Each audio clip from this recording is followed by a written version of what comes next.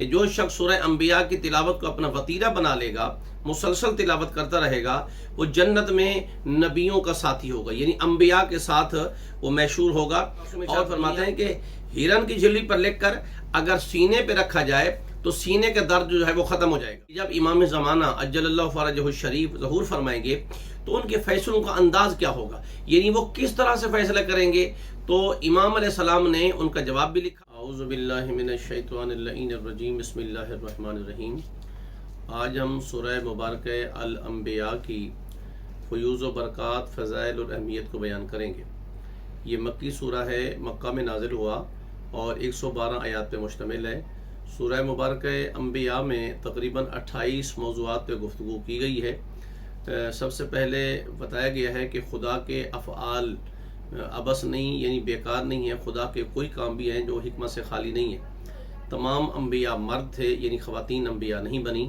قیامت قریب ہے، فرشتوں کے اوصاف، ہر ذی روح کی زندگی پانی ہے، پہاڑوں کے فوائد، خصوصیات، سورج اور چاند کی تخلیق، قیامت میں میزان اعمال، کیونکہ اعمال کا تولا جانا، اور وہاں میزان اعمال جو ہے میرے مولا علی علیہ السلام کو قرار دیا گیا ہے۔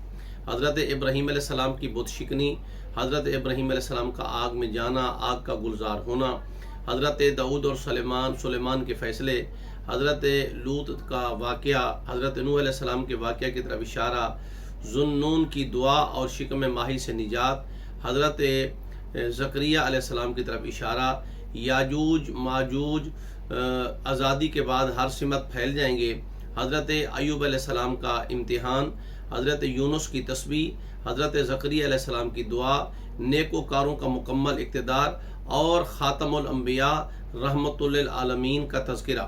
ان تمام موضوعات کو سورہ مبارکہ انبیاء میں بیان کیا گیا ہے۔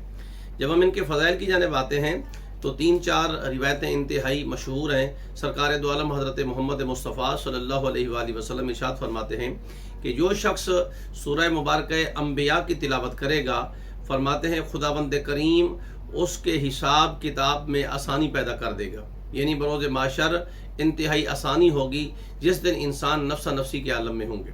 پھر فرماتے ہیں قرآن میں جتنے انبیاء کرام کا ذکر ہے، یعنی جتنوں کا ذکر ہے، یہ جتنے آئے ہیں خداوند عالم کی طرف سے 1.25 لاکھ انبیاء، ہر ایک نبی اس شخص سے مصافحہ کرے گا اور اسے سلام کرے گا کہ جس شخص نے سورہ مبارکہ انبیاء کی تلاوت کی ہے۔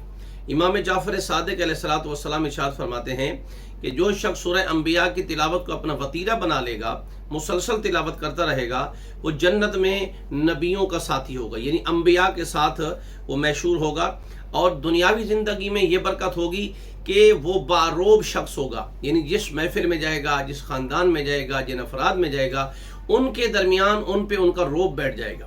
پھر آگے یہاں ایک تعویذ کا بھی ذکر ہے۔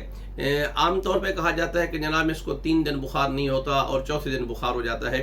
تو ایک راوی ہیں جس کا نام ہے حسن بن ظریف، اس نے امام حسن عسکری علیہ السلام کو 2 سوال لکھے۔ پہلا سوال یہ لکھا کہ مولا یہ بتائیں کہ جب امام زمانہ عجل اللہ فرجہ الشریف ظہور فرمائیں گے تو ان کے فیصلوں کا انداز کیا ہوگا، یعنی وہ کس طرح سے فیصلہ کریں گے۔ تو امام علیہ السلام نے ان کا جواب بھی لکھا، اور آخر میں ایک سوال لکھنا بھول گئے۔ جب وہ رکا، امام کے پاس پہنچا، 11ویں سرکار کے پاس پہنچا، تو میرے امام نے فرمایا کہ بندہ خدا، جب میرا بیٹا مہدی ظہور کرے گا تو وہ فیصلے حضرت سلیمان بن داؤد والے کرے گا، یعنی وہاں گواہوں کی ضرورت نہیں ہے۔ حضرت داؤد علیہ السلام کے پاس بھی گواہوں کی ضرورت نہیں ہوتی تھی، وہ گواہ طلب نہیں کرتے تھے، اسی طرح امام زمانہ بھی گواہ طلب نہیں کریں گے۔ اور پھر امام نے ارشاد فرمایا کہ ایک سوال لکھنا تو بھول گیا ہے، تو پوچھ رہا تھا کہ چوتھے دن کے بخار کا کیا علاج ہے؟ 3 دن بخار نہیں رہتا، چوتھے دن پھر ہو جاتا ہے، تو اس کا کوئی حل؟ تو امام نے ارشاد فرمایا کہ ہاں، ایک تعویذ ہے کہ یا نارکونی بردم و سلامہ علی ابراہیم، یعنی حضرت ابراہیم علیہ السلام کے لیے وہ جو دعا پروردگار عالم نے فرمایا تھا کہ اے آگ ابراہیم پہ ٹھنڈی ہو جا، اور اتنی ٹھنڈی ہو جا کہ میرا ابراہیم سلامت رہے۔ اگر یہ آیت یا نارکونی بردم و سلامہ علی ابراہیم لکھ کر انسان کے گلے میں ڈالی جائے تو وہ بندہ جو ہے چوتھے دن کے بخار سے محفوظ ہو جائے گا۔ اور پھر ہم اس کے عملیات کی جانب آتے ہیں تو یہاں 3 نقطوں کو بیان کرنا انتہائی اہم ہے۔ پہلا نقطہ یہ ہے کہ ہرن کی جھلی پر لکھ کر اگر سورہ انبیاء کسی انسان کے کمر میں باندھی جائے تو معصوم ارشاد فرماتے ہیں کہ اگر وہ انسان خواب میں ڈرتا ہے، چونکتا ہے، تو فرماتے ہیں ڈرنا اور چونکنا اس کا بند ہو جائے گا، خواب آئیں گے تو اسے اچھے خواب آئیں گے۔ پھر آگے معصوم ارشاد فرماتے ہیں کہ ہرن کی جھلی پر لکھ کر اگر سینے پہ رکھا جائے تو سینے کا درد جو ہے وہ ختم ہو جائے گا۔ اور آخری چیز معصوم ارشاد فرماتے ہیں کہ اگر کوئی انسان زیادہ غمگین رہتا ہے تو سورہ مبارکہ انبیاء کو 3 بار پڑھے، پروردگار عالم اس کا غم جو ہے وہ دور کر دے گا۔ اور پھر معصوم ارشاد فرماتے ہیں کہ جس انسان کو نیند نہیں آتی، آج کل کتنے ایسے لوگ ہیں کہ جو شکایت کرتے رہتے ہیں، سوال کرتے رہتے ہیں کہ مولانا یہ بتائیے کہ ہمیں نیند نہیں آتی ہے، رات بھر ہم جاگتے رہتے ہیں، نیند اڑ گئی ہے، نیند ختم ہو گئی ہے۔